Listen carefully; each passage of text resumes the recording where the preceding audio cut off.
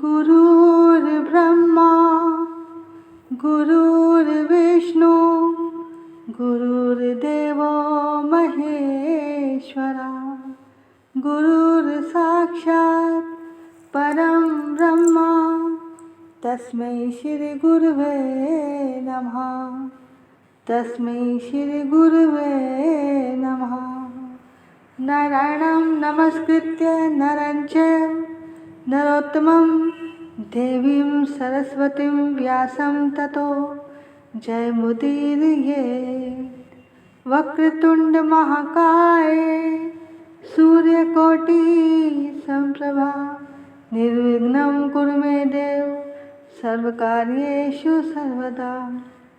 अतुलितबलधामं हेमशैलाभदेहं धनुज्वनं कृशानं ज्ञानिनां ग्रगण्यं सकलगुणनिधानं वानराणामधीशं रघुपतिप्रियभक्तं वातजातं नमामि। हरे कृष्णा कृष्ण कृष्ण हरे हरे हरे राम राम राम हरे हरे। श्री राधा मेरी स्वामिनी मैं राधा जी को दास।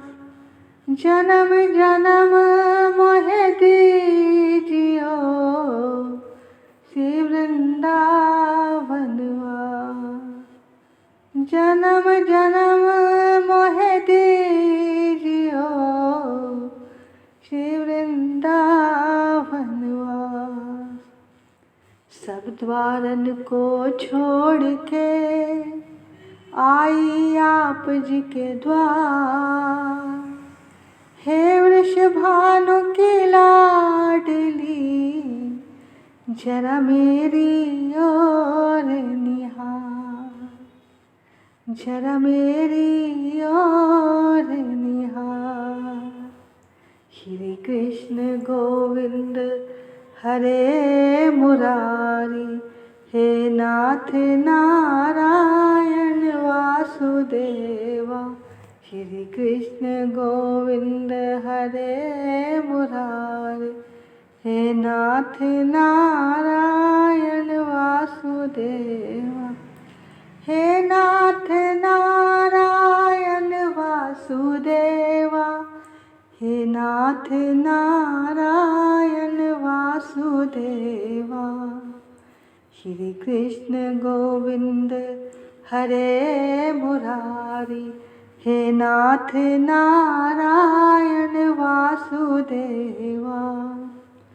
भजो निताई गौर राधे श्याम। भजो हरे कृष्णा हरे राम। भजो निताई गौर राधे श्याम। भजो हरे कृष्णा हरे राम। भजो निताई गौर भजो निताई गौर भजो निताई गौर राधे श्याम। भजो निताई गौर राधे श्याम। भजो हरे कृष्णा हरे राम। भजो हरे कृष्णा हरे राम। भजो हरे कृष्णा हरे राम। सभी प्रभु प्रेमियों को मुझ कृष्ण प्रिया किशोरी दासी की ओर से वृंदावन से राधे राधे राधे राधे प्रणाम वंदन। बोलिए राधा रानी सरकार की जय। वृंदावन धाम की जय।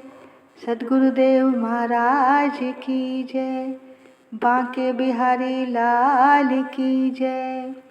राधा वल्लभ लाल की जय।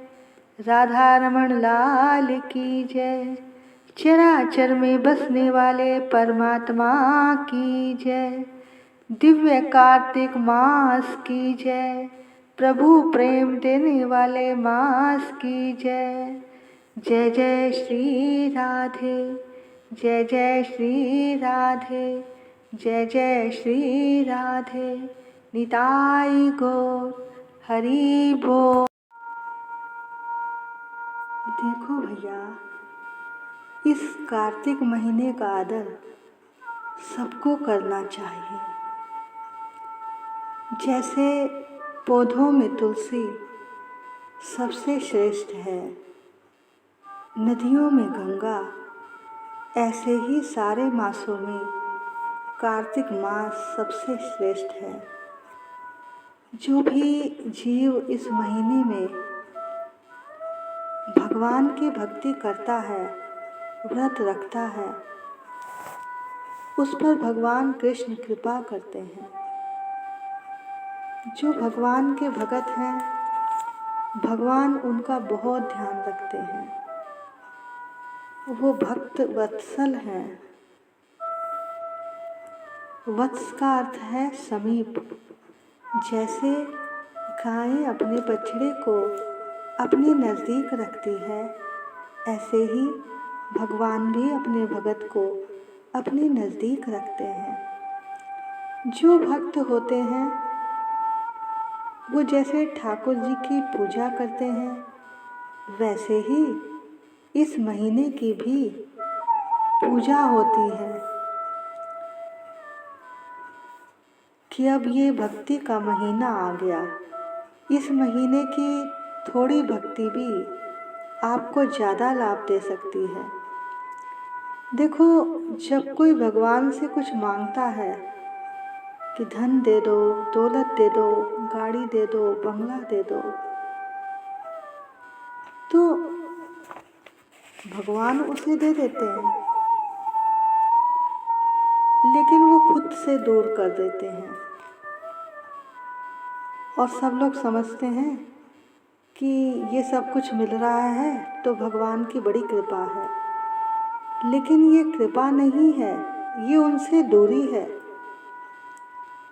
क्योंकि ये सब तो हमेशा रहने वाला नहीं है। असली धन तो मीरा ने पाया।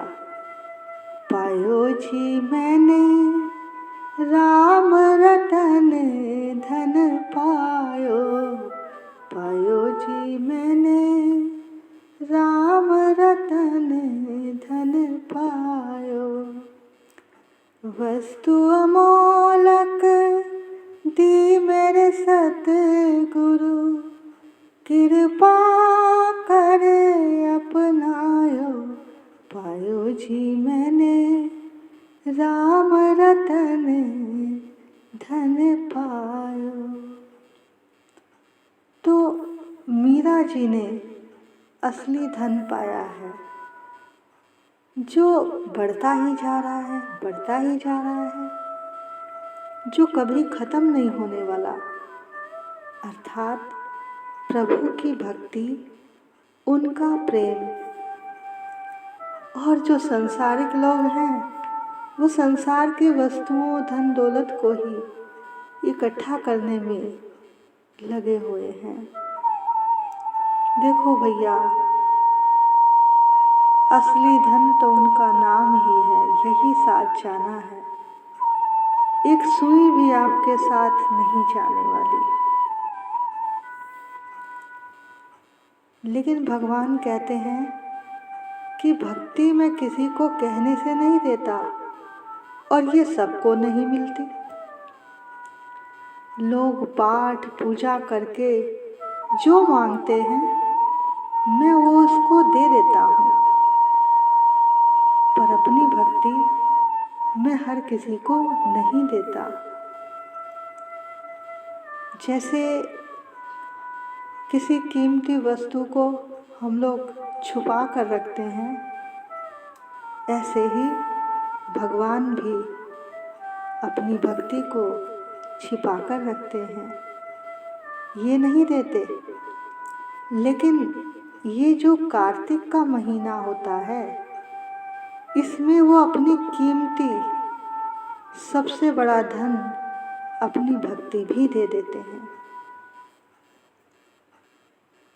इस महीने में भगवान की भक्ति पाना बहुत ही सुलभ हो जाता है। तो उनकी भक्ति करने का, उनसे प्यार करने का ये सुंदर अवसर हमें मिला है। लेकिन प्रभु के नज़दीक जाने से पहले हमें राधा रानी की शरण में जाना होगा। जब हम उनका नाम पुकारेंगे तो प्रभु तो खुद ही चले आएंगे। और जब हम राधा रानी के चरणों में बैठकर उनका ध्यान करेंगे तभी ही भक्ति महारानी की विशेष कृपा होती है। हो तेरी बदल जाए तकदीर, तू राधे राधे बोल जरा। तेरी बदल जाए तकदीर, तू राधे राधे बोल जरा, तू राधे राधे बोल जरा। तेरी बदल जाए तकदीर, तू राधे राधे बोल जरा, तू राधे राधे बोल जरा। जब तू रटेगा राधे राधे, श्याम आएंगे भागे भागे। वो बंदे आएंगे बिन जंजीर, तू राधे राधे बोल जरा, तू राधे राधे बोल जरा। तेरी बदल जाए तकदीर, तू राधे राधे बोल जरा। राधे तो है श्याम की शक्ति, जो करते हैं राधा की भक्ति। राधे तो है श्याम की शक्ति, जो करते हैं राधा की भक्ति। हरे उनकी शाम सब पी, तू राधे राधे बोल जरा, तू राधे राधे बोल जरा, तू राधे राधे बोल जरा, तू राधे राधे बोल जरा, तू राधे राधे बोल जरा। मुरली की तानों में राधे, मोहन के प्राणों में राधे। मुरली की तानों में राधे, मोहन के प्राणों में राधे। यमुना की लहरों में राधे। राधात्मा राधात्मा राधात्मा श्याम शरीर, तू राधे राधे बोल जरा, तू राधे राधे बोल जरा। वो तेरी बदल जाए तकदीर, तू राधे राधे बोल जरा, तू राधे राधे बोल जरा, राधे राधे बोल जरा, तू राधे राधे बोल जरा।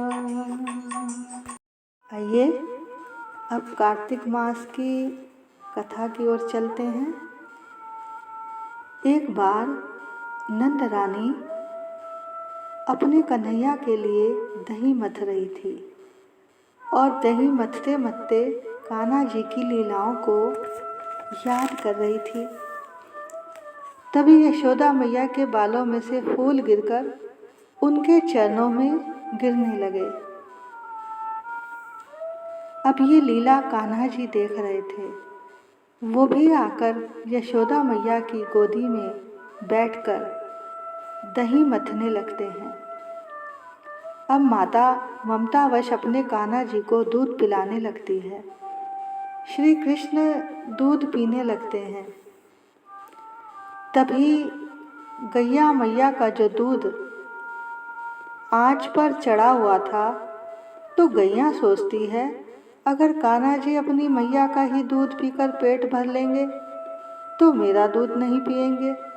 ये सोचकर दूध अपनी लीला रचने लगता है।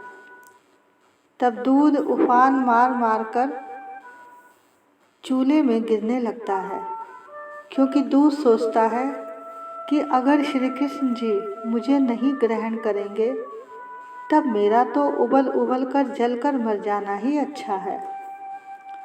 अब ये जो दूध की लीला है, भगवान श्री कृष्ण समझ जाते हैं कि ये दूध मेरे और मेरी माता के प्यार के बीच में आ रहा है, क्योंकि माता अब कृष्ण को छोड़कर दूध को उबलता देखकर चूल्हे की तरफ दौड़ती है। अब कान्हा जी दूध में एक बड़ा सा पत्थर फेंकते हैं, जिससे सारा दूध बिखर जाता है और कान्हा जी बासी माखन खाने लगते हैं और बंदरों को भी खिलाने लगते हैं। अब माता देखती है कि कान्हा जी ने तो सभी ताजे दूध दही के मटके फोड़ डाले हैं और ओखली में बैठकर आराम से बासी माखन खा रहे हैं। अब माता छड़ी लेकर कान्हा जी के पीछे पीछे दौड़ती है। फिर सोचती है कान्हा जी तो छोटे हैं, कहीं इन्हें चोट लग गई तो। तब माता जी कान्हा जी को ओखली में बांधना शुरू कर देती हैं। अब जैसे ही कान्हा जी को बांधना शुरू करती हैं तो 2 अंगुल रस्सी कम पड़ जाती है। फिर माता दूसरी रस्सी लाती है, फिर वो भी कम पड़ जाती है। फिर और रस्सियाँ मंगवाती हैं, लेकिन सारी की सारी रस्सियाँ कम पड़ जाती हैं। अब मैया आश्चर्यचकित हो जाती है और कान्हा से पूछती है, अरे लाला, ये रस्सी हमेशा 2 अंगुल कम क्यों पड़ती है? तो कान्हा जी कहते हैं, मैया मैया, मुझे कोई नहीं बांध सकता, मैं तो भक्तों के प्रेम में ही बंधता हूँ। तब मैया सोचती है ये फालतू ही बोलता रहता है और फिर भजन करते हुए प्रेम वश होकर मैया फिर से रस्सी बांधने लगती है। फिर कन्हैया जी माँ के प्रेम के वश में होकर बंध जाते हैं। उन्हें भी दया आ जाती है कि माता बहुत थक चुकी है, अब इसको दाम का मतलब रस्सी से है और उधर का मतलब पेट से है, यानी कि रस्सी से उधर को बांधना। इसलिए इसे दामोदर मास भी कहा जाता है, क्योंकि माता कान्हा जी को डोरी से उधर के चारों तरफ घुमाकर ओखली से बांधती है। बोलिए दामोदर मास की जय। हो मेरे नंद लाला मेरे गोपाला, मेरे नंद लाला मेरे गोपाला, तेरी मस्ती ने पागल बना डाला। हो मेरे नंद लाला मेरे गोपाला, मेरे नंद लाला मेरे गोपाला, हो तेरे प्यारे ने पागल बना डाला। हो मेरे नंद लाला मेरे गोपाला, हो तेरी बंसी ने पागल बना डाला। हो मेरे नंद लाला मेरे गोपाला, मेरे नंद लाला मेरे गोपाला, मेरे नंद लाला मेरे गोपाला, वो तेरी मस्ती ने पागल बना डाला, तेरे प्यारे ने पागल बना डाला। मेरे नंद लाला मेरे गोपाला, मेरे नंद लाला मेरे गोपाला। बोलो श्री वृंदावन बिहारी लाल की जय, नंद के लाला की जय, कार्तिक मास की जय। आइए अब हम कार्तिक मास के महात्म्य की ओर चलते हैं। कल आप लोगों ने सुना कि जालंधर का जन्म किस तरह से हुआ। जालंधर की राजधानी का वर्णन करते हुए देवराज नारद जी कहते हैं, हे राजा प्रथु, जालंधर ने वहां पहुंचने पर हमारा बहुत आदर सत्कार किया। वे श्रद्धा से विनती करके कहने लगा, महाराज, आपका आगमन किस अभिप्राय से हुआ है और मेरे लिए क्या आज्ञा है। तब हमने कहा, दैत्यराज, मैं कैलाश पर्वत पर गया था। वहाँ शिव जी और पार्वती जी का वैभव देखकर मैं आश्चर्यचकित रह गया। तीनों लोकों का भ्रमण करते हुए मैंने यहाँ आकर आपकी समृद्धि भी देख ली है। आपके और शिव जी के वैभव में कोई अंतर नहीं है, परंतु तुम्हारा वैभव स्त्री रहित है। शिव जी के पास पार्वती रूपी रत्न है, यद्यपि तुम्हारे पास भी अनेकों स्त्रियां हैं, परंतु उनकी सुंदरता की तुलना पार्वती जी से नहीं की जा सकती। अतः आपका सुंदर स्त्री रूपी वैभव न देखकर यही तय हुआ है कि शिव के समान सारे ब्रह्मांड में किसी का वैभव नहीं। तब नारद जी कहते हैं, मैं इतनी बात कहकर वहां से चला आया। इधर पार्वती की प्रशंसा सुनकर जालंधर काम के वशीभूत हो गया। उसने उसी समय राहु को बुलाकर कहा कि तुम अभी कैलाश पर्वत पर जाकर हमारी आज्ञा सुनाकर आओ। तुम शमशान में रहने वाले और जटा जूट धारण करने वाले के पास पार्वती जैसे सुंदर रत्न रूपी स्त्री शोभा नहीं देती। तीनों लोकों का स्वामी होने के कारण पार्वती रूपी रत्न मेरे पास ही शोभा देता है। राहु ने कैलाश पर्वत पर पहुंचकर जालंधर की सारी बात सुना दी। इतना सुनते ही भगवान शंकर की दोनों भ्रुकुटियां कमान के समान तन गई। उनकी भौहों में से एक अति भयानक पुरुष उत्पन्न हुआ। वो सिंह के समान मुंह वाला था। उसके लाल लाल अग्नि के समान नेत्र थे। उसके सारे शरीर पर बड़े बड़े बाल थे। वह प्रकट होते ही राहु को खा जाने के लिए आगे बढ़ा। अब तो राहु भयभीत होकर कहने लगा, हे देवों के देव महादेव, एक तो मैं ब्राह्मण हूँ, दूसरा दूत के रूप में आया हूँ, अतः आप मुझे मत मारिए। राहु की ये बात सुनकर भगवान शंकर ने उसे आकाश में फेंक दिया और वो जो भयंकर पुरुष था वो शिव जी के पास आया और अति विनम्र स्वर में बोला, मैं भूखा हूँ, मुझे कुछ खाने को दीजिए। भगवान शिव ने कहा, तुम अपने हाथ पैरों को खा जाओ। शिव जी की आज्ञा पाते ही उसने अपने हाथ पैर धड़ सब कुछ खा लिया। जब केवल मुंह ही शेष बचा तो भगवान शंकर ने प्रसन्न होकर कहा, तुमने मेरी आज्ञा का पालन किया है, आज से तुम्हारा नाम कीर्तिमुख होगा। आज से मैं तुम्हें अपना द्वारपाल नियुक्त करता हूँ। पहले पूजा तुम्हारी होगी और बाद में पूजा हमारी होगी।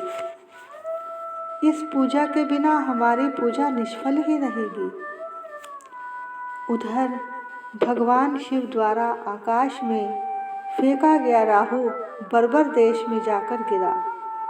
राहु की ऐसी दशा सुनकर जालंधर बहुत क्रोधित हुआ।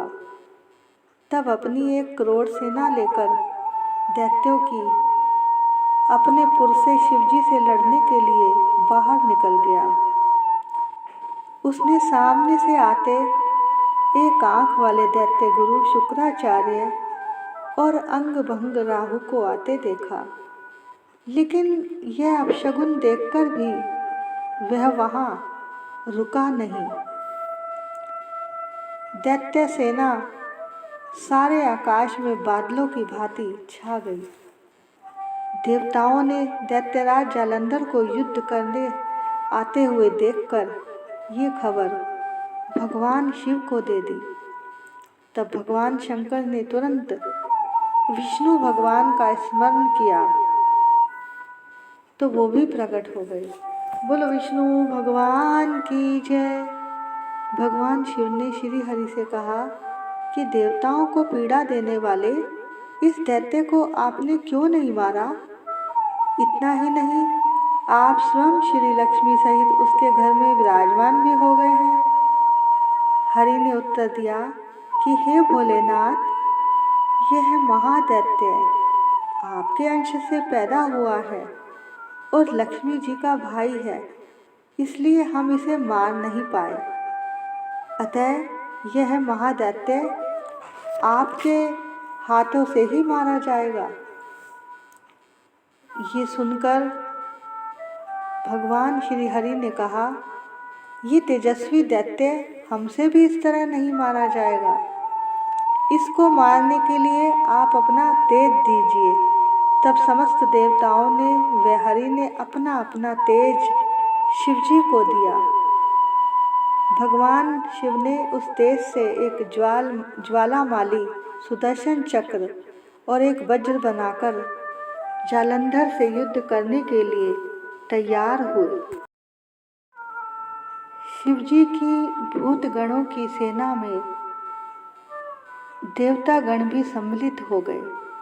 उधर जालंधर भी अपनी सेना के सहित कैलाश पर जा पहुंचा और इधर कीर्तिमुख नंदी आदि तथा देवताओं की सेना भी युद्ध के मैदान में आ डटी। अब दोनों सेनाओं में युद्ध होने लगा। जितने दैत्य मरते, दैत्य गुरु शुक्राचार्य जी उसे संजीवनी विद्या से जीवित कर देते। ये सब वृतांत भूतादि गणों ने शंकर जी से जाकर कहा। तब उन्होंने लाल जीभ वाली एक कन्या अपने मुख से उत्पन्न की। वह कन्या हुंकार मारती हुई दैत्य को अपने मुख में डालते हुए श्री शुक्राचार्य जी को उठाकर वहां से अंतर ध्यान हो गई। शिवगण निर्भय होकर दैत्य सेना को मारने लगे। दैत्य सेना भाग खड़ी हुई।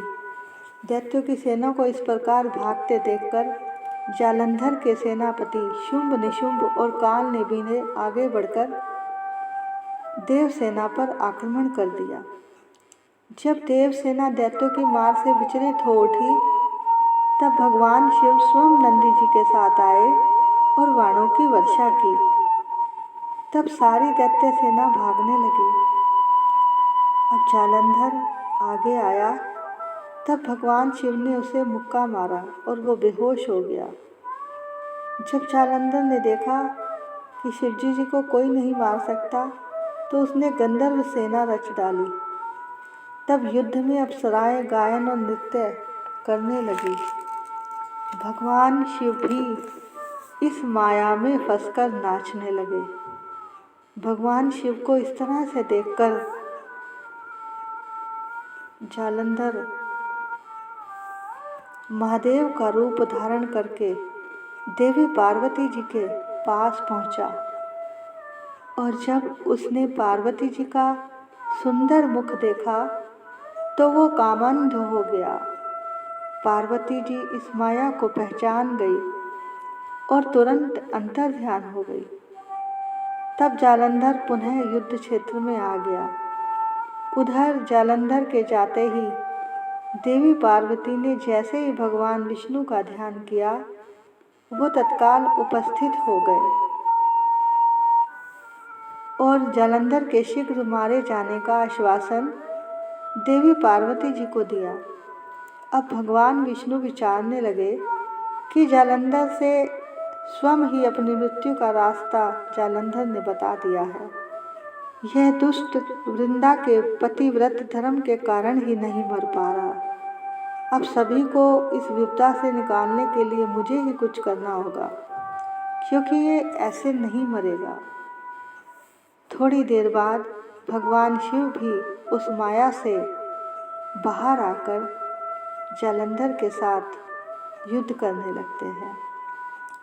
तो आज की कथा को यहीं पे विश्राम देते हैं। आगे की कथा कल होगी।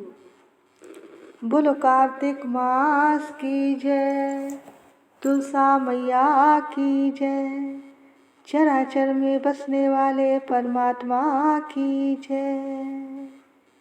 सभी को राधे राधे, राधे राधे, राधे राधे। ओम जय जगदीश हरे, स्वामी जय जगदीश हरे। भक्त जनों के संकट, दास जनों के संकट क्षण में दूर करे। ओम जय जगदीश हरे। जो ध्यावे फल पावे, दुख बिन से मन का, स्वामी दुख बिन से मन का। सुख संपत्ति घर आवे, सुख संपत्ति घर आवे, कष्ट मिटे तन का। ओम जय जगदीश हरे। मात पिता तुम मेरे, शरण पढ़ूं मैं किसकी, स्वामी शरण पढ़ूं मैं किसकी। तुम बिन और ना दूजा, तेरे बिन और ना दूजा, आस करूं जिसकी। ओम जय जगदीश हरे। तुम पूर्ण परमात्मा, तुम अंतर्यामी, स्वामी तुम अंतर्यामी। पार ब्रह्म परमेश्वर, पार ब्रह्म परमेश्वर, तुम सबके स्वामी। ओम जय जगदीश हरे। तुम करुणा के सागर, तुम पालन करता, स्वामी तुम पालन करता। मैं मूर्ख खल कामी, मैं मूर्ख तुम स्वामी, कृपा करो भरता। ओम जय जगदीश हरे। तुम हो एक अगोचर, सबके प्राणपति, स्वामी सबके प्राणपति। किस विध मिलूं दया मैं, तुमको मैं कुमति। ओम जय जगदीश हरे। दीन बंधु दुख हरता, ठाकुर तुम मेरे, स्वामी रक्षक तुम मेरे। करुणा हस्त बढ़ाओ, अपनी शरण लगाओ, द्वार पड़ा तेरे। ओम जय जगदीश हरे। विषय विकार मिटाओ, ताप हरो देवा, स्वामी कष्ट हरो देवा। श्रद्धा भक्ति बढ़ाओ, श्रद्धा भक्ति बढ़ाओ, संतन की सेवा। ओम जय जगदीश हरे। श्याम सुंदर जी की आरती, जो कोई नर गावे, स्वामी जो कोई नर गावे। कहत शिवानंद स्वामी, कहत शिवानंद स्वामी।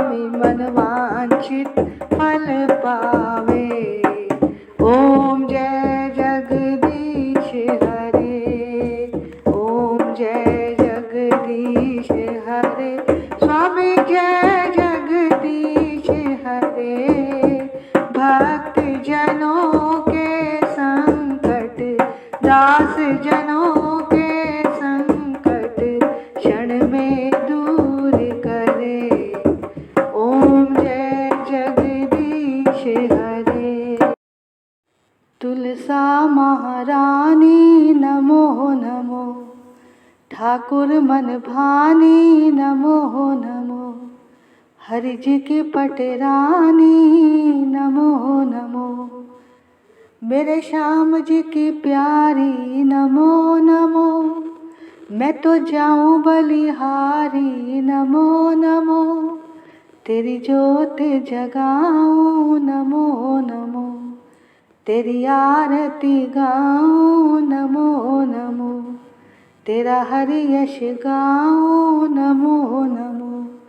तुलसा महारानी नमो नमो, ठाकुर मन भानी नमो नमो, हरि जी की पटरानी नमो नमो। जो तुलसा तेरी शरण में आवे, मुँह मांगा फल सब कुछ पावे। हो मैं तो जाऊं बलिहारी नमो नमो, तुलसा महारानी नमो नमो, हरि जी की पटरानी नमो नमो। धन तुलसी पूरण तप कीना, हरि चरणन अर्पण मन कीना, शालिग्राम जी की प्यारी नमो नमो, तुलसा महारानी नमो नमो। जो तुलसी तेरी आरती गावे, बस बैकुंठ अमर पद पावे। तेरी महिमा सबसे न्यारी नमो नमो, तुलसा महारानी नमो नमो, हरि जी की पटरानी नमो नमो। बोलो तुलसा महारानी की जय, कार्तिक मास की जय, बांके बिहारी लाल की जय, राधा वल्लभ लाल की जय, राधा रमण लाल की जय। देखो भैया, ये आपका कार्तिक मास की रोज की कथा का महात्म और तुलसी आरती, उसका पूरा पैकेज तैयार कर दिया है। बस आपको रोज़ सुबह ब्रह्म मुहूर्त में उठना है, उठकर स्नान करना है और इस कथा को बड़े ही प्रेम से और भाव से सुनना है। इसके बाद तुलसी जी की पूजा और आरती करनी है। और जैसा कि यहाँ कथा के बाद सब कुछ दे रखा है आपकी सुविधा के लिए, और बस आपने करना क्या है, आपका क्या व्रत और नियम है, आप बस प्रेम से इस कथा को सुनना, बैठकर आराम से सुबह ब्रह्म मुहूर्त में, और उसके बाद अपनी आरती की थाली सजाकर बैठना।